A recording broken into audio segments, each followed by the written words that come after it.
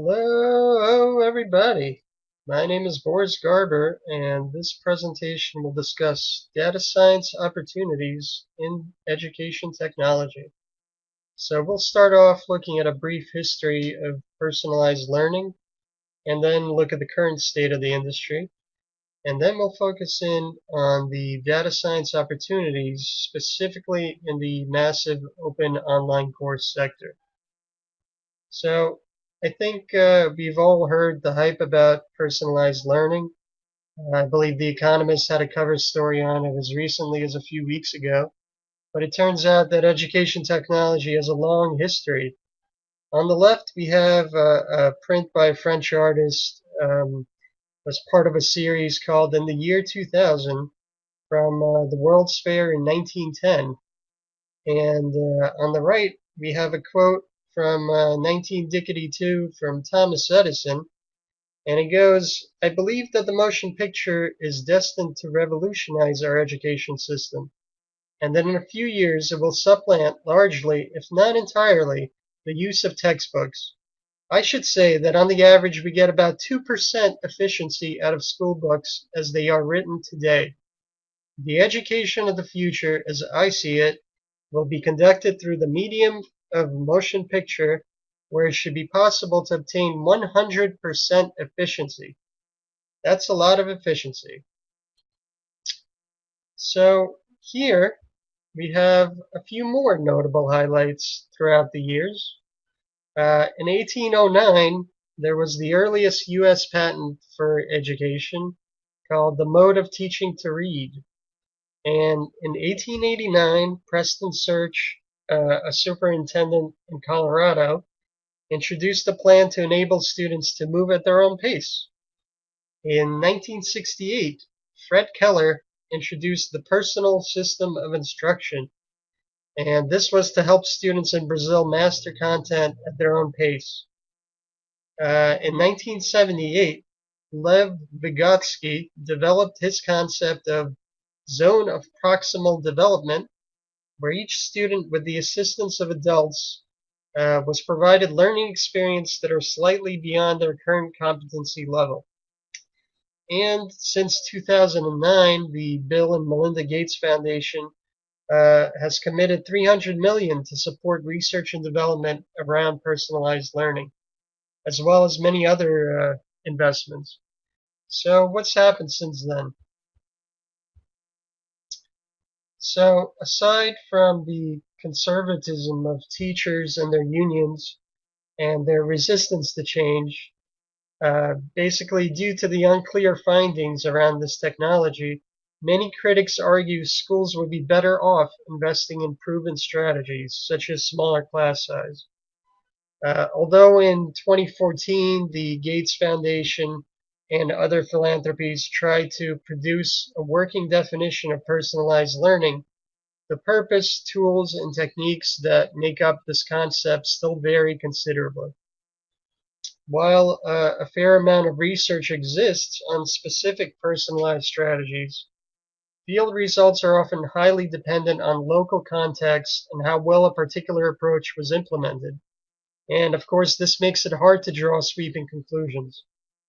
The schools in various studies employ a wide range of instructional practices, many of which are also used in more traditional schools. So it's very difficult to determine if students gain academically because their school was personalized, or if they gained because they were in a high-functioning school that received extra resources. So next, we'll pivot from the classroom to the virtual world of the MOOCs. So massive open online courses. At the peak of the hype about MOOCs, the New York Times crowned 2012 as the year of the MOOC. And of course, lots of promises were made about how the best courses from the best instructors at the best universities would be available to all by breaking down financial and geographic barriers. Even students in remote areas like war zones and refugee camps would have access to quality education. Since then, many of the MOOCs, Udacity and Coursera in particular, have rebranded themselves as providers of job training for students who are already professionals. However, they still suffer from abysmal dropout rates, with an average completion rate of only about 15%. So despite these issues, the popularity of MOOCs has created a wealth of education data. And this includes teaching materials, student demographics, background data, enrollment information, assessment scores, grades, etc. Furthermore, it has allowed for MOOC-unique behavioral data to be collected, such as every mouse click, video player control use, number of problem attempted, number of video replays, and even how long a student spent on a particular screen.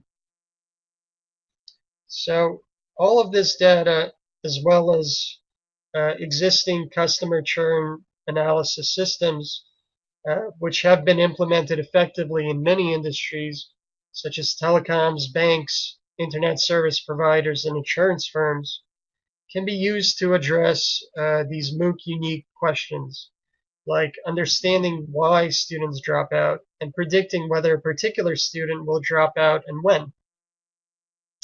So specifically, the demographic and enrollment data can be used to classify and segment the student population and allow for dropout risk assessment. The behavioral data in conjunction with this assessment can be used to predict when and why a student is susceptible to dropping out. Eventually, behavioral economics and field data can be leveraged to develop intervention, incentive, and pre-commitment strategies to manage this dropout rate. The ability to retain students and reduce the dropout rate, as well as the ability to more effectively personalize content, could be used as a competitive advantage by MOOC providers. And eventually, after enough data and research is compiled, these concepts could be applied to the education industries in general. However, care must be taken to address privacy concerns that arise when building student profiles and assessments, and anonymization should be implemented where appropriate. All right, thanks for listening.